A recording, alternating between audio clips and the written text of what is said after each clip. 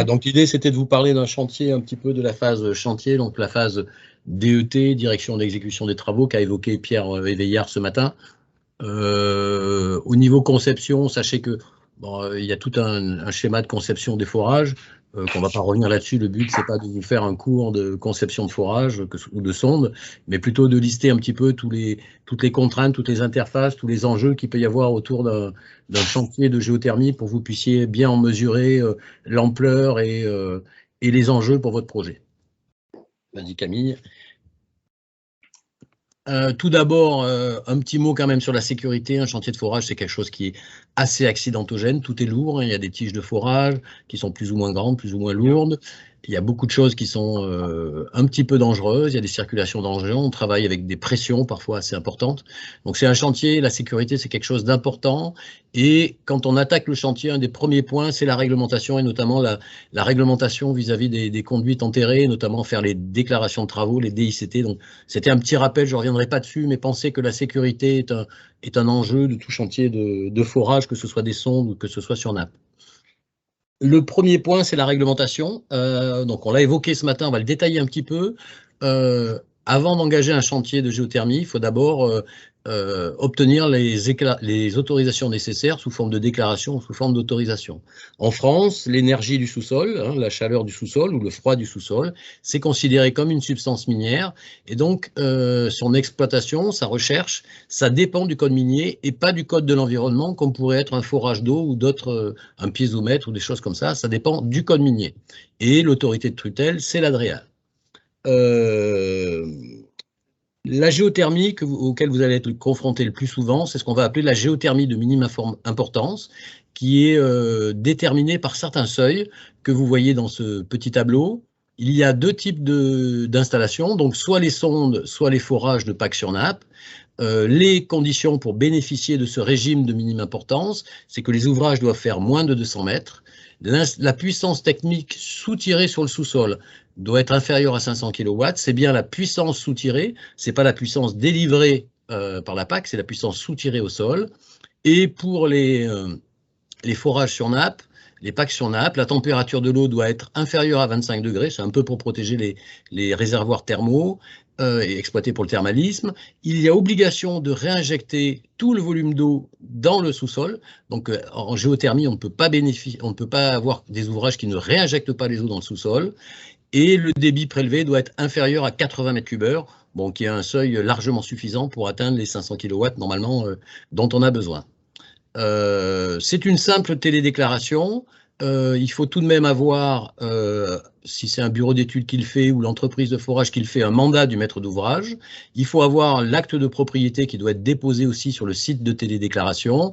Il faut quelques données thermiques de puissance, de besoin annuel. Et il faut que le foreur que vous allez télédéclarer, que vous allez désigner dans la télédéclaration, soit agréé RGE. Donc c'est la qualification au qualiforage, soit nappe, soit sonde. Les foreurs peuvent avoir l'une ou l'autre, ou les deux, ça dépend des foreurs. La dernière chose qui conditionne tu peux passer à la slide suivante, qui conditionne ce régime de la minime importance, c'est qu'elle est associée à une cartographie qui définit en France des zones vertes, des zones oranges et des zones rouges. Donc c'est une cartographie qui a été établi par le BRGM à partir de différents aléas possibles, le gypse, la mise en communication de nappe, la présence de zones polluées, le risque de mise en communication de plusieurs nappes, voilà, pas mal de choses, le risque d'artésianisme, pas mal d'éléments qui ont été croisés pour former une cartographie à l'échelle de la France, qui définit donc ces zones vertes, orange et rouge. Dans les zones vertes, la géothermie est possible, il n'y a aucun souci, vous faites votre télédéclaration, donc en une demi-journée, vous avez fait la procédure réglementaire. Si c'est en jaune-orange, ça va être possible sous réserve d'un avis positif d'un organisme expert. Donc il y a en France plusieurs organismes experts qui ont été agréés par le ministère, qui eux vont déposer un avis d'expert sur le projet et éventuellement faire des préconisations ou des recommandations, voire dire non, le projet n'est pas faisable. Mais ça demande cet examen d'un expert reconnu par le ministère.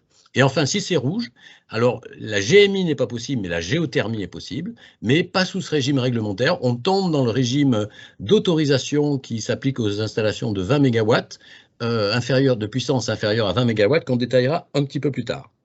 Vous avez ici sur l'Alsace, illustré sur l'Alsace, le fait que cette cartographie est découpée en 3 zones de profondeur, de 10 à 50 mètres, de 10 à 100 mètres et de 10 à 200 mètres. Et selon la profondeur de vos ouvrages, ce n'est pas forcément le même site pour être vert à une certaine profondeur et rouge ou orange à une autre, en fonction des profondeurs. Ce découpage en 3 zones n'est pas encore actif en Nouvelle-Aquitaine, il devrait bientôt l'être. Je crois que tous les éléments sont prêts, il manque qu'un arrêté de région, du préfet de région, je crois, pour que cette cartographie soit disponible. Pour le moment, on n'a qu'une cartographie entre 0 et 200 mètres globale pour la Nouvelle-Aquitaine. On peut passer à la suivante. Donc, cette déclaration, elle est à faire par le maître d'ouvrage ou par le maître d'œuvre ou le foreur. C'est ce que je vous ai expliqué avec le mandat du maître d'ouvrage. Vous avez ici des petites captures qui vous montrent que vous positionnez les forages et ça vous dit, vous voyez les petits carrés verts, ça vous dit si vous êtes en zone verte ou en zone orange. Ce qui est important de savoir, et ça va impacter pas mal le déroulement du projet, c'est que vous devez désigner le foreur dans cette télédéclaration. Et donc, vous ne pouvez faire cette télédéclaration complètement, vous ne pouvez la faire que lorsque vous avez choisi votre entreprise. Ça suppose, si vous êtes en marché public, que l'entreprise était désignée. Vous ne pouvez pas faire cette télédéclaration au stade AVP, par exemple, ou au stade APD. Il faut attendre d'avoir choisi l'entreprise pour pouvoir faire cette télédéclaration. On peut passer à la suivante. Ce régime simplifié, donc cette télédéclaration est très rapide.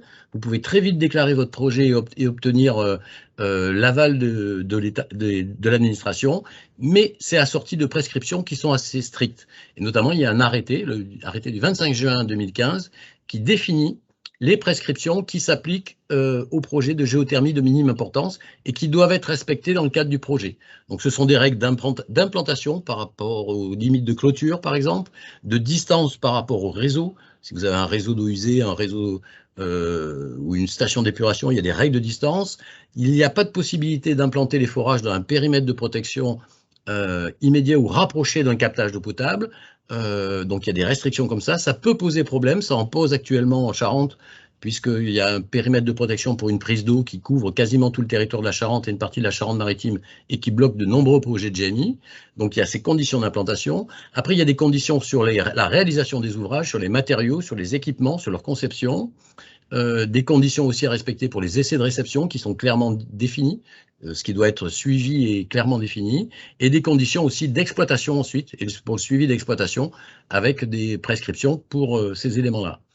Au-delà de cet arrêté de prescription, les ouvrages que vous faites doivent respecter les normes, et notamment, il y a 2 normes qui sont importantes à connaître pour ça. C'est pour les forages de PAC sur nappe, c'est la norme NFX 10-999, et pour les sondes de géothermie verticale, c'est la 970. Ces 2 normes définissent en grande partie la conception et les méthodes de travaux possibles pour réaliser les ouvrages. Donc, on l'a vu, le foreur doit être qualifié RGE qualiforage, soit forage, soit nappe. Et on l'a évoqué aussi, il y a Aquapac. Sachez que Aquapac, en plus de ce qu'on a vu ce matin sur ce qu'il apporte, impose quelques règles sur la durée des essais de pompage, par exemple. Alors, ça s'applique à Aquapac que pour les forages sur nappe, hein, comme l'indique le nom, Aquapac. Mais il y a par exemple des contraintes sur les durées des essais de pompage, sur la liste des analyses chimiques qu'il faut réaliser, puisque un des risques des forages sur nappe, c'est le colmatage par précipitation chimique. Donc il y a des analyses à faire pour évaluer tout ça. Et ça, c'est imposé aussi par Aquapac. Donc il y a un peu toutes ces règles qui s'appliquent à la conception et au déroulement du chantier. Si vous n'êtes pas, vas-y Camille, si vous n'êtes pas donc dans cette GMI, vous tombez donc dans le régime des installations dont la puissance est inférieure à 20 MW. Je ne parle pas de celles qui sont supérieures à 20 MW, hein, c'est la géothermie électrogène en Alsace, ça ne nous concerne pas, on n'est pas là pour ça aujourd'hui. Et à ce moment-là, vous devez, avant travaux, obtenir une autorisation de recherche et une autorisation d'ouverture de travaux miniers. Donc ces 2 autorisations, c'est une procédure commune, mais elles sont liées à la constitution d'une étude d'impact, du dépôt d'un dossier de demande d'autorisation qui va être instruit par les services de l'État, qui va faire l'objet d'une enquête publique, d'une mise en concurrence, c'est-à-dire qu'un prestataire différent peut, sur votre dossier, se positionner en disant qu'il exploitera mieux la chaleur du sous-sol. Donc une procédure assez lourde qui prend à peu près 12 mois et qui, elle, doit se réaliser avant de réaliser les travaux. Donc, on n'est plus sur une télédéclaration d'une demi-journée, on est sur une procédure d'autorisation de 12 mois. Ensuite, vous faites les travaux et après travaux, il faudra obtenir un droit d'exploiter. Donc, c'est le titre d'exploitation, le permis d'exploiter. Éventuellement, ça peut être une concession aussi, mais c'est assez rare dans le domaine sur lequel on travaille. Et là, le délai est d'environ 6 mois. C'est important parce que ces délais-là, qui vous voyez sont longs, imposent que quand on est sur une procédure d'autorisation, on puisse démarrer très tôt cette procédure dans le déroulement du projet. Et donc, il faut l'anticiper. C'est ce qui a été dit ce matin, c'est qu'il était important dès le début, dès les phases de programmation, d'opportunité, d'APS, de bien identifier les procédures réglementaires pour si on a une procédure un petit peu longue, comme ça, 12 mois, on puisse l'anticiper et qu'elle puisse se caler dans le planning global du projet. Bon, il est évident que c'est quand on est notamment au-dessus de 500 kW, donc sur des projets qui ont une certaine ampleur en termes de besoins, donc en termes de construction qui ont un timing qui est assez long, et on arrive à intégrer cette procédure dans ces projets-là. Sachez aussi que selon la puissance de la pompe à chaleur, il faut vraiment qu'elle soit très puissante, mais elle peut relever aussi de la nomenclature ICPE et on peut avoir aussi ce genre de contraintes sur les projets. C'est assez rare parce qu'il faut qu'elle soit très puissante, mais ça peut arriver. Si on passe au suivant, je voulais vous parler un petit peu des besoins du chantier. Un chantier, alors généralement, la géothermie, on ne la fait pas en pleine campagne. On l'a fait là où il y a du besoin de chaleur ou de froid, donc on l'a fait plutôt en ville. On l'a vu ce matin avec l'opération de l'Ecole. Il y a des contraintes qui s'appliquent. Les contraintes qui s'appliquent et les besoins que va avoir le chantier, il y a le bruit, qui est une contrainte notable en ville. Les entreprises de forage généralement travaillent en poste long. On n'est pas sur des profondeurs, notamment en minime importance à moins de 200 mètres, où on va travailler en 3-8. Donc on va avoir des travails en poste long, 8h, 18h, une dizaine d'heures par jour, avec un bruit à peu près équivalent à un chantier de travaux publics. Et il peut y avoir quelques phases nocturnes, voire le week-end, puisqu'il y a certaines opérations, notamment la descente des tubages d'un forage, la cimentation des tubages, où on ne peut pas se permettre de s'arrêter pendant 2 jours et de reprendre. Donc il faut travailler en continu. Et donc des fois, ça peut déborder un peu la nuit et voire le week-end. Sur un champ de sonde, quand il commence à être conséquent, on peut avoir parfois plus d'une machine, c'est parfois 2 machines qui travaillent en parallèle, voire 3 machines qui travaillent en parallèle. Ça dépend des entreprises et ça dépend de la taille du champ de sonde. Au niveau de l'accès du chantier, on en a parlé un petit peu aussi ce matin, on est sur quelque chose d'assez équivalent à ce qui se passe sur un chantier de travaux publics. Il y a quand même quelques phases de livraison assez lourdes où on a besoin d'avoir des poids lourds qui amènent des équipements. Quand on fait un forage sur nappe, il y a des tubages qui peuvent faire entre 6 mètres de long, donc voilà, qui sont assez lourds. Quand on fait des sondes, il y a les bobines de sonde, quand elles descendent à 200 mètres, qu'il faut approvisionner sur site. Donc on va avoir des besoins en circulation assez importants qui décident, d'être opérés, mais qui peuvent aussi nécessiter des autorisations de voirie, éventuellement, des choses comme ça. On peut être amené à travailler dans un bâtiment ou en sous-sol, et là aussi, l'accès au chantier peut être complexe. Vous avez quelques photos où là, il y a des sondes qui sont en train d'être faites dans un bâtiment ou au deuxième sous-sol d'un parking, et elles seront recouvertes par le parking après, on est au fond de la fosse. Donc il peut y avoir des conditions d'intervention qui sont assez complexes, et pour les accès chantiers, la circulation et les approvisionnements matériaux, ça peut être parfois un petit peu compliqué. Il faut aussi en général de l'eau. Alors, selon la technique de forage, quand on fait de la PAC sur nappe, c'est un besoin plus ou moins prégnant. Si on travaille avec une boue de forage, à ce moment-là, c'est sûr qu'il faut de l'eau pour faire la boue de forage. Il en faut aussi pour préparer les cimentations. Les sondes sont toutes cimentées, les forages, les tubes sont cimentés. Donc, il faut préparer ces coulis de ciment. Et donc, il y a un besoin d'apport d'eau au chantier qui peut être conséquent. Donc, généralement, en ville, on va travailler à partir du réseau. Et quand on est dans des endroits un petit peu plus éloignés, je pense à un projet là qui se tient au Barp, donc qui est en périphérie de Bordeaux, là, on va pouvoir s'alimenter éventuellement par un petit forage sur la nappe superficielle qui, lui, va servir à alimenter le chantier pendant les travaux. Donc, un besoin en eau qui est assez important à gérer. Vas-y, Camille. En termes d'installation de chantier, alors pour un forage sur nappe, il faut une plateforme. Ça permet de stabiliser tous les équipements, ça permet de travailler dans de meilleures conditions et moins accidentogènes. Ici, vous avez l'illustration d'un forage. Alors, c'est pas un forage géothermique, mais c'est un forage de 200 mètres de profondeur qui pourrait être géothermique. Vous voyez ici, c'est la phase de cimentation. Il y a quand même des véhicules. Il y a une plateforme qui est assez conséquente. Il y a des moyens assez conséquents. Donc jusqu'à 100 mètres, on va se contenter d'une plateforme d'environ 200 mètres carrés. On va passer jusqu'à 400 mètres carrés, disons à peu près jusqu'à 400 mètres. Ça dépend bien entendu de la machine de forage. Plus on va profond, plus la machine de forage est importante. Bon, il faut que ça se soit sécurisé, que ce soit barriéré, éventuellement gardienné. Et il faut gérer les interfaces quand on est en milieu urbain avec la vie qui se déroule autour. On en parlait pour le bruit, mais par exemple, quand on travaille dans des lycées, il va y avoir des lycéens qui peuvent être amenés à circuler autour du chantier. Donc, quand on travaille en rénovation sur des choses, il peut y avoir de la circulation de personnes autour. Donc, il faut gérer cette interface avec toute la vie du site, notamment en ville. Diapo suivante. Pour les sondes verticales, alors on ne va pas avoir les mêmes contraintes exactement. On n'a pas vraiment une plateforme comme on va le faire pour une machine de forage qui va assez profondément. Par contre, on va avoir un chantier qui a globalement l'emprise du champ de sonde et la machine va se déplacer à chaque sonde en occupant un territoire d'environ 100 mètres carrés autour de la sonde. Alors, s'il y a deux machines, c'est 2 fois 100 mètres carrés. Il y a toute l'emprise, vous avez la photo du milieu en haut du raccordement et des chambres de collecte.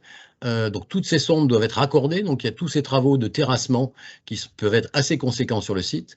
Vous avez une image d'un site général où il se fait une opération de géothermie, vous voyez que l'emprise est grande et qu'il y a un petit peu toutes ces phases, au fur et à mesure que les sondes avancent, elles sont en attente de raccordement, ensuite il y a la phase de raccordement, la pause, voilà, donc il y a un chantier qui est assez conséquent et qui doit être souvent, quand on est sur du neuf, intégré à la construction générale du bâtiment. Donc là c'est pareil, il y a une coordination, il y a un OPC avec les autres corps d'État, parce que vous pouvez très bien avoir le bâtiment qui est en cours de construction d'un côté et le champ de sonde juste à côté, et donc il faut gérer ces interférences. Et comme je vous le disais, si vous avez un champ de sonde qui est assez conséquent, vous pouvez avoir 2 voire plus de machines. Un besoin aussi qui est le rejet des eaux. Alors c'est principalement pour les forages sur nappe, hein, puisqu'il y a des essais de pompage qui sont faits en fin de travaux pour qualifier les forages, pour qualifier la nappe, des essais de réinjection en vraie grandeur pour vérifier le bon fonctionnement de l'installation. Donc il y a des rejets d'eau à faire pendant les phases de pompage et aussi pendant les phases de développement des ouvrages. Donc il faut pouvoir rejeter ces eaux. Donc soit on les rejette dans le milieu naturel, via un fossé pluvial, dans un cours d'eau ou par infiltration, ou dans un réseau existant en ville. Dans ce cas-là, et typiquement sur Bordeaux, il y a une convention de rejet temporaire à obtenir et une taxe assainissement à payer pour ces rejets. Bien entendu, les eaux sont traitées avant rejet, que ce soit dans le réseau ou dans le milieu naturel, hein, par décantation, par floculation, on va éliminer toutes les particules fines et on va traiter aussi, si par exemple on travaille sur des terrains calcaires où il y a des phases d'acidification, on va tamponner les acides pour qu'il n'y ait pas de dégâts sur le milieu naturel ou sur le réseau dans lequel l'eau est rejetée. Sur les sondes géothermiques verticales, il y a peu de rejet, hein, puisque normalement, on ne pompe pas sur les sondes. Donc, il peut y avoir un peu d'eau produite pendant la phase de foration, mais c'est assez rare et ce n'est pas vraiment une très grosse contrainte. Ça l'est beaucoup plus pour les doublés sur nappe. Il y a une contrainte de déchets aussi. Donc, bien entendu, tout doit être fait selon la réglementation en vigueur, hein. Les bons centres de traitement doivent être utilisés pour l'évacuation des déchets. Sur un chantier de PAC sur nappe, on va avoir les bouts de forage, les résidus de cimentation, les déblais, et ce qui peuvent être assez volumineux, donc il faut évacuer, ça a un coût. Donc généralement, on fait apparaître un poste pour l'élimination des déchets dans les CCTP. Et pour les sondes géothermiques verticales, bon, il y a un petit peu moins de rejets. Par contre, il y a des déblais, parce qu'on a des linéaires très importants, hein. On a vu ce matin que les linéaires, c'était 1300 mètres, je crois, pour 125 mètres, non, 800 mètres pour les sondes faites à Bordeaux par le col. Donc il y a des linéaires importants, donc ça fait créer un volume de déblais important qu'il faut évacuer. Voilà, ça c'était les besoins du chantier. Après, c'est tout le déroulement du chantier. Donc il y a toute la phase DET-AOR. Alors, il y a beaucoup de points de contrôle, de points où le maître d'œuvre va contrôler ou diriger l'exécution des travaux. Bon, je ne vais pas vous détailler la vie d'un chantier, ça nous emmènerait loin, mais voilà, sachez tout d'abord qu'il y a la gestion des aléas, ça c'est valable qu'on ait des sondes ou qu'on ait des forages sur nappe. J'ai l'habitude de dire que la géologie apprend l'humilité. On fait des prévisions. Maintenant, il peut y avoir des écarts par rapport à ces prévisions. On peut avoir des phénomènes de perte totale, c'est-à-dire quand on fore avec une boue, on perd la boue dans le terrain, on n'a plus de retour, et le forage peut être, que ce soit une sonde ou sur nappe, peut être en situation difficile. Il arrive qu'on abandonne une sonde sur un champ de sonde, il arrive qu'il y ait une sonde qu'on n'arrive pas à faire et qu'on abandonne une sonde en cours de chantier. Il peut arriver qu'on modifie la profondeur des sondes aussi pour une raison X ou Y, parce qu'il y a moins de sondes que prévu, donc on a ou une de plus que prévu. Enfin voilà, on peut avoir pas mal de modifications. Donc il y a tous ces aléas à gérer. Et après, sur les ouvrages, il y a des points clés. Sur les packs sur nappe, c'est le lever de la coupe géologique pour bien positionner l'ouvrage dans son milieu et savoir où on est. Les phases de descente de tubage et de cimentation, où on va contrôler les matériaux, la bonne exécution, les phases de descente des crépines, de mise en place des graviers. Vous savez qu'autour des crépines, ces tubes perforés qu'on met dans les forages, on met un massif de gravier, il faut qu'il soit bien mis en place. La phase de développement des forages, là où on va commencer à faire produire le forage et améliorer sa productivité. Les essais de pompage qu'il faut interpréter, notamment les essais de réinjection, qu'il faut interpréter aussi pour vérifier qu'on est bien sur les prévisions d'injectivité prévues sur les ouvrages. La qualité des eaux, qui va conditionner beaucoup les risques de colmatage éventuel du forage de réinjection, et toutes les opérations de réception. On descend des vidéos caméras, on fait des mesures dans le forage qu'on appelle diagraphie, notamment sur la cimentation, c'est imposé par la réglementation, des essais sur la productivité du réservoir. Donc tous ces essais sont conduits par le maître d'œuvre. Sur les sondes géothermiques verticales, donc outre la gestion des aléas dont on a déjà un petit peu parlé, de la même manière on lèvera la coupe géologique. Il y a tout la procédure de mise en place des sondes, excusez-moi, il manque un E, de mise en place des sondes. La mise en place des sondes doit être pendulaire à l'intérieur du trou foré. On ne doit pas pousser sur la sonde, donc il y a des phases de contrôle qui soient assez importantes. La phase de cimentation, vous savez qu'une sonde doit être cimentée sur toute sa hauteur. Ça a été un gros débat sur les premières sondes. Alors aujourd'hui, c'est un peu mieux géré, mais au début, il y avait quelques foreurs qui ne cimentaient pas forcément les sondes ou qui ne les cimentaient qu'en partie, ce qui conditionne énormément le prix de vente, bien entendu, hein, si on met du ciment ou pas. Et comme on le met, la confiance n'empêche pas le contrôle. Donc la cimentation, quand vous avez 2 machines, vous faites 2, 3, 4 sondes par semaine. Donc le rythme est assez soutenu. Donc il faut une intervention, il y a une présence du maître d'œuvre sur site qui doit être assez soutenue. Toutes les problématiques de réseau, que tout soit bien positionné, qu'il n'y ait pas trop de mélange au niveau des différentes conduites aller et retour des différentes sondes, et tous les essais de réception qui sont aussi bien qualifiés dans les normes, les essais d'équilibrage, les essais de mesure des pertes de charge sur les réseaux de sondes qui doivent faire l'objet de PV qui doivent être constatés. Donc il y a un travail de suivi et de contrôle du maître d'œuvre qui est assez important sur ces travaux. À gérer aussi l'interface avec le lot fluide, enfin le lot CVC, et donc avec les entreprises qui vont gérer à la fois la chaufferie et puis toute la distribution après dans le bâtiment ou qui vont intervenir. Il y a une interface qui va avec le maître d'œuvre sous-sol qui va intervenir à plusieurs niveaux. Au niveau de l'adaptation au débit réel, par exemple quand on fait une double épaque sur nappe, on peut ne pas avoir le débit souhaité ou on peut avoir plus. Donc éventuellement, indépendamment de tout ce qui peut intervenir avec Aquapac, on peut être amené à adapter le projet. Donc là, il y a une interface qui est importante. On peut être amené, à partir des résultats du premier forage, on fait en général le forage de pompage, le forage de production, et on fait en second le forage injecteur. Et le premier forage nous sert à valider les paramètres qu'on peut avoir fait, qu'on peut avoir imaginé dans les simulations avant. Et donc, on peut être amené à positionner un petit peu différemment le deuxième forage. Donc, il faut essayer d'avoir un petit peu de souplesse, même si ce n'est pas toujours évident. Il y a tous les aspects raccordement le diamètre qui sont gérés par le lot CVC en général. Donc ça va être les diamètres des conduites, la pression de fonctionnement, les limites de prestation entre les différents lots, ou jusqu'où va le foreur ou l'entreprise qui équipe les forages, où commence le lot chaufferie. Donc voilà, il y a tout un tas d'interfaces à gérer. Tous les réseaux, il faut penser qu'il faudra mettre une pompe, l'alimenter, souvent en variation de fréquence, qui permet de faire varier le débit, et qu'il y a des courants faibles aussi, la télégestion, toutes les mesures qu'on peut faire, de mesures de débit, de niveau de pression, de paramètres qu'il faut suivre sur les ouvrages pour vérifier leur bon fonctionnement et avoir des infos. Éventuellement prévoir quelques petits fourrons en surplus, ça fait pas de mal, on ne sait jamais. Éventuellement le rétrolavage, il arrive qu'on mette en place une pompe sur le forage de réinjection pour faire de petits rétrolavages sur ces ouvrages. Donc ces eaux-là sont rejetées dans un réseau, eau usée ou eau pluviale, avec éventuellement une convention de rejet. Donc il faut avoir anticipé au niveau de la création la présence de ces réseaux à côté du forage, et il faut gérer cette interface-là aussi avec le lot qui va s'occuper d'installer ces rejets. Il y a un aspect tête de puits. Ici, je vous ai mis quelques têtes de puits de forage. Sachez qu'on a souvent des contraintes avec les architectes qui veulent rien voir. Donc, les architectes peuvent imposer des contraintes assez fortes. Alors, on peut tout mettre dans des caves, dans le sol. C'est ce que vous avez à droite. C'est à la CPM de Bayonne Donc là, c'est entièrement enterré, on voit quasiment rien à la surface, il reste juste la dalle béton et les trappes d'accès en acier. Et dessous, il y a des caves de 2 mètres ou 3 mètres de profondeur. Bon, c'est quand même des contraintes, ça coûte plus cher. Il y a des contraintes d'exécution. Il faut éventuellement mettre une pompe vide cave à l'intérieur. Enfin voilà, donc il y a des contraintes et on va travailler préférentiellement, si les architectes, si on n'a pas ces contraintes-là, avec des têtes de puits hors sol qui sont sous un capotage. Donc vous avez en haut la tête de puits qui est ouverte, on voit le débitmètre et les conduites de départ du forage, et à côté le petit tableau, le compteur électrique dans lequel est le variateur de fréquence et le raccordement. Donc voilà ce qui reste à la surface. Pour les sondes géothermiques, alors là c'est plus simple, il reste rien à la surface. On peut les mettre sous un parking, on peut les mettre sous un bâtiment, il n'y a plus rien de visible, on peut tout enterrer, il n'y a plus rien de visible, donc c'est un petit peu différemment.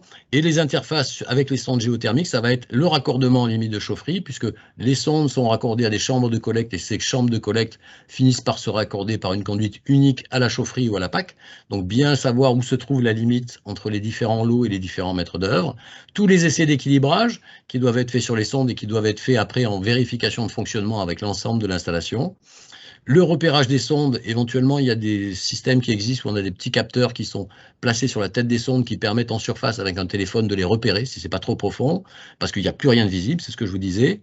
Et puis bien sûr, la réception dans les deux cas, la réception globale de l'installation, on réceptionne d'un côté les forages ou d'un côté les sondes, mais il faut aussi participer à la réception globale de l'installation une fois qu'elle est en fonctionnement avec la PAC et toute la distribution secondaire. Voilà pour les interfaces avec le lot CVC. Quelques éléments de délai. Quand on fait un doublé sur nappe, en général, on a une seule machine. C'est rare qu'on ait deux machines, parce que c'est des machines assez importantes et les entreprises n'ont pas énormément de machines, donc c'est difficile parfois de monopoliser deux machines d'une même entreprise sur un même chantier. On évite d'avoir deux entreprises différentes, parce qu'autrement, il y en a toujours un qui va dire c'est pas de ma faute, c'est la faute de l'autre. Donc on préfère avoir une seule entreprise. Pour deux forages de moins de 100 mètres, on va être à peu près à 2 ou 3 mois de travaux. Après, quand on va commencer à descendre en profondeur, jusqu'à 100, 400 mètres, on va être plus sur des délais de 5 à 7 mois, le temps de faire les deux ouvrages et tous les essais de réinjection entre les deux ouvrages. L'équipement des forages, c'est-à-dire tout ce qui va être la pompe, la colonne d'exor, la colonne de réinjection dans le forage d'injection, les équipements de mesure, débitmètres, tout ça, éventuellement les stabilisateurs de débit pour maintenir les conduites en pression. Là, les travaux sont beaucoup plus courts. On peut partir sur à peu près 1 mois de période de préparation où les entreprises vont travailler dans leurs ateliers pour tout préparer. Et ensuite, il y a à peu près 1 mois sur site où là, ils vont faire l'assemblage sur site et l'installation sur site. La conduite de raccordement, c'est un petit peu pareil. 1 mois de période de préparation et 1 mois sur site, bon, sachant que ces travaux-là peuvent être faits en temps masqué pendant les travaux de forage ou pendant d'autres phases de travaux. Pour un champ de sonde, alors ça dépend vraiment du nombre de sondes, donc c'est très variable. Pareil, on va partir sur une période de préparation d'1 mois. On peut compter sur 2 à 4 sondes par semaine selon le nombre de machines. S'il n'y a qu'une machine, ça sera plutôt 2 sondes. On peut en faire 4 avec 2 machines, en moyenne, en fonction des profondeurs moyennes des sondes. Et pour un champ moyen, on va dire de 20 sondes de 100 ou 150 mètres, on va être sur 1,5 à 3 mois de délai de travaux. Vous voyez que les délais de travaux sont à peu près comparables. Si on comparait à puissance égale, c'est à peu près comparable. Voilà pour les délais. Et après le chantier, alors j'anticipe un tout petit peu sur ce que va dire tout à l'heure Gérard Mazot, mais avant de rentrer dans le suivi d'exploitation, il y a le court terme, c'est la première saison de chauffe. Donc là, on va être dans la période de garantie de parfait achèvement. Donc ça va être la vérification du bon fonctionnement de l'installation et son bon dimensionnement. Et on va suivre les paramètres d'exploitation. Donc j'insiste sur la bancarisation. Donc au niveau des doublés sur nappe, on va enregistrer, et il faut garder les enregistrements du débit, du niveau, des pressions d'injection, de la température et toutes les informations éventuelles du secondaire. Ces données-là sont indispensables. Si un jour il y a un souci, il y a un problème qui survient, pour pouvoir comprendre quel est le problème, il faut qu'on puisse revenir sur l'historique de ces données. S'il y a un forage qui perd en débit, il faut qu'on puisse comprendre comment il a perdu en débit. Est-ce que c'est le niveau qui s'abaisse?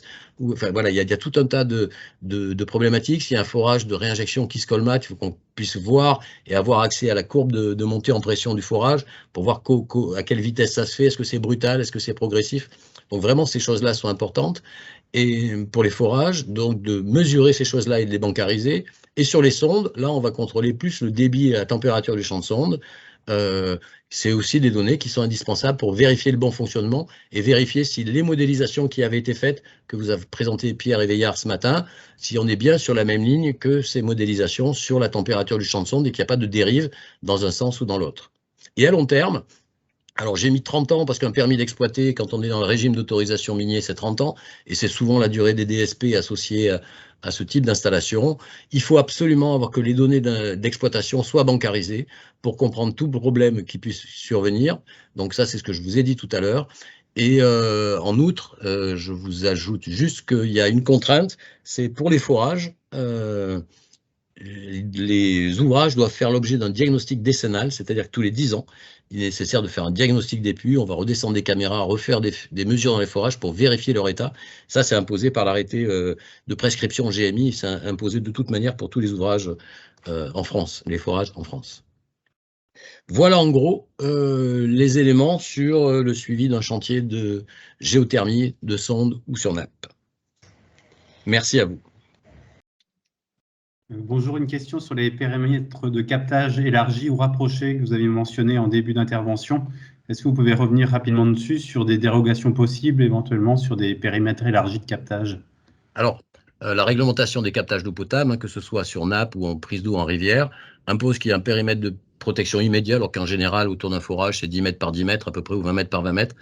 Ça, c'est le périmètre rapproché qui est acquis en pleine propriété par la collectivité qui exploite. Et après, autour de ce périmètre, il peut y avoir un périmètre de protection rapproché dans lequel un hydrogéologue agréé en matière d'hygiène publique peut imposer des prescriptions. Par exemple, interdire des forages de plus de tant de mètres, enfin, imposer des prescriptions. Et il peut aussi y avoir un troisième périmètre, qui est le périmètre de protection éloigné, dans lequel il n'y a pas de prescription, mais dans lequel c'est une zone de vigilance et dans laquelle on va faire attention à une bonne application de la réglementation générale. Le problème, c'est que, alors par exemple sur Bordeaux, si on prend le cas de Bordeaux, tous les forages d'eau potable, quasiment, à part les forages qui captent l'Oligocène et les sources de l'Oligocène vers Saint-Médard ou au sud de Bordeaux, ce sont des forages profonds. Donc le périmètre immédiat et le périmètre rapproché sont confondus, font 20 mètres par 20 mètres, et donc il n'y a pas de souci avec ces périmètres. En revanche, quand on est sur des nappes superficielles, il peut y avoir un périmètre rapproché qui est conséquent.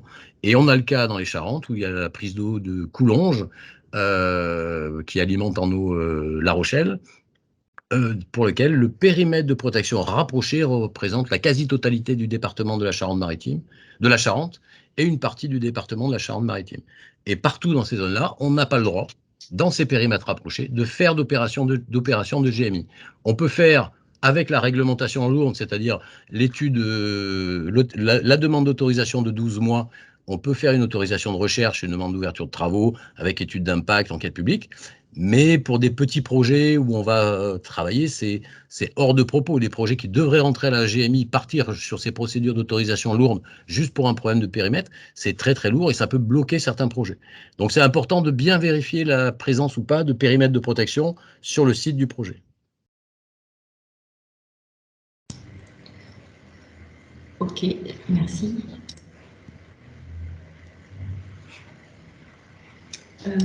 Est-ce qu'il y a d'autres questions?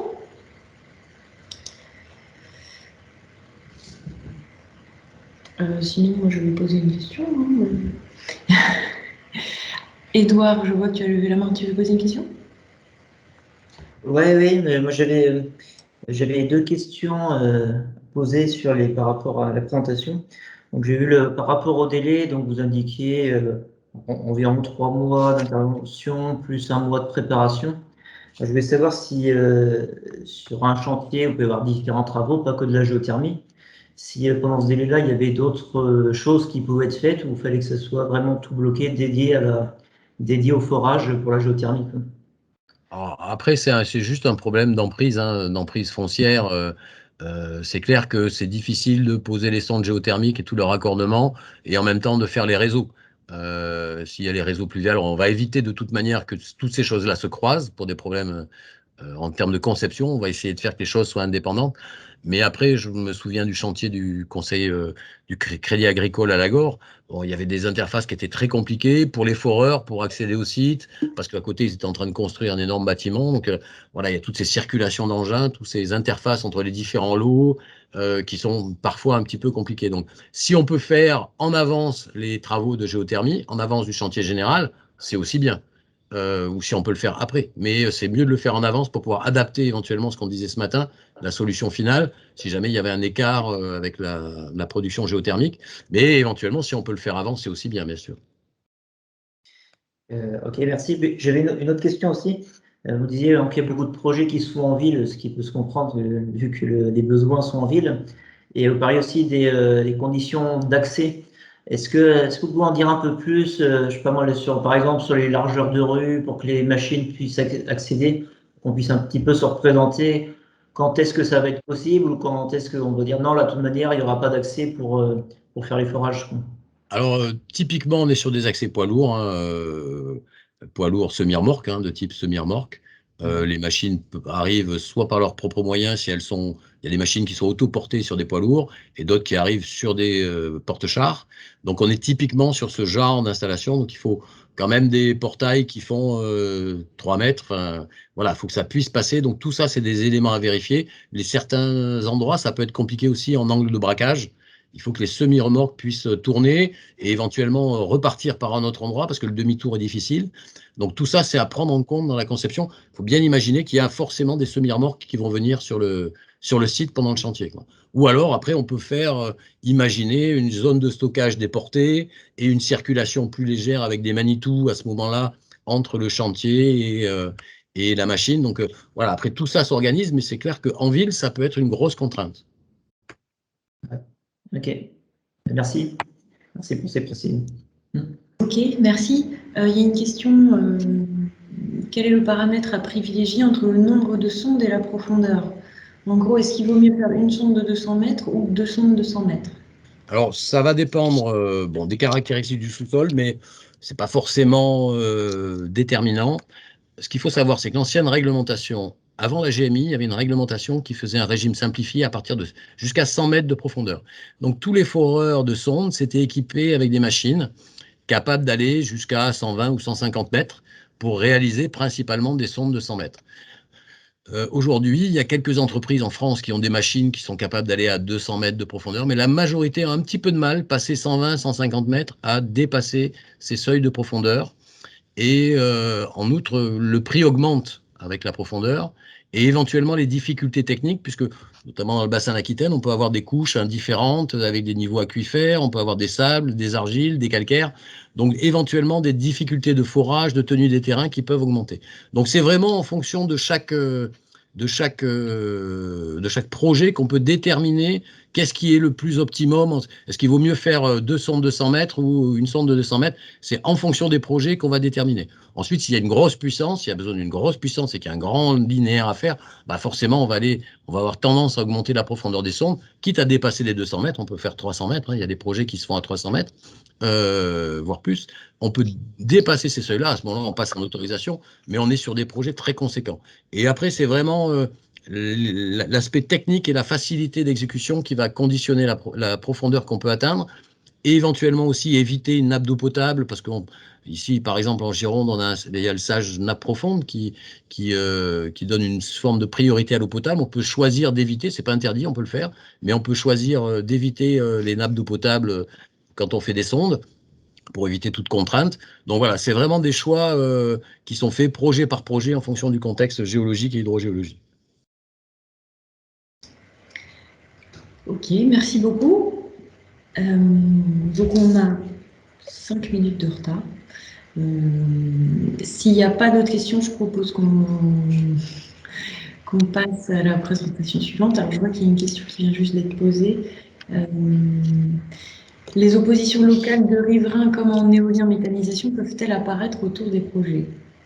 Aujourd'hui, sur les procédures d'autorisation qu'on a pu faire, quand on est sur des projets en autorisation, donc avec enquête publique, des riverains qui sont, un commissaire enquêteur, l'avis de l'autorité, de la MRAE, l'autorité environnementale, on n'a pas de problème aujourd'hui, on n'a pas d'opposition. C'est vrai que le discours qu'on est amené à faire avec ces dossiers, il est heureusement positif, hein, puisqu'on va éviter du CO2, on va éviter la consommation de gaz à effet de serre, on optimise économiquement la production d'énergie. Donc c'est un discours plutôt positif et on n'a pas trop de problèmes aujourd'hui. On craint un petit peu une forme d'amalgame par rapport à ce qui s'est passé en Alsace sur la thématique de la sismicité, où là, on était sur des forages de 3000 ou 5000 mètres avec des contextes totalement différents. Et on craint qu'il y ait un petit peu d'amalgame sur des projets qui puissent passer en autorisation, par exemple dans la région à 300 mètres, pour se dire ouais, mais est-ce que ça ne va pas créer de sismicité? Donc on a les arguments pour répondre, on va anticiper ça, je pense, dans les dossiers d'autorisation. Mais aujourd'hui, on n'a pas constaté d'opposition. C'est plutôt, en général, les retours d'enquête publique sont plutôt, en général, très positifs. Ok, merci beaucoup. Merci pour la présentation.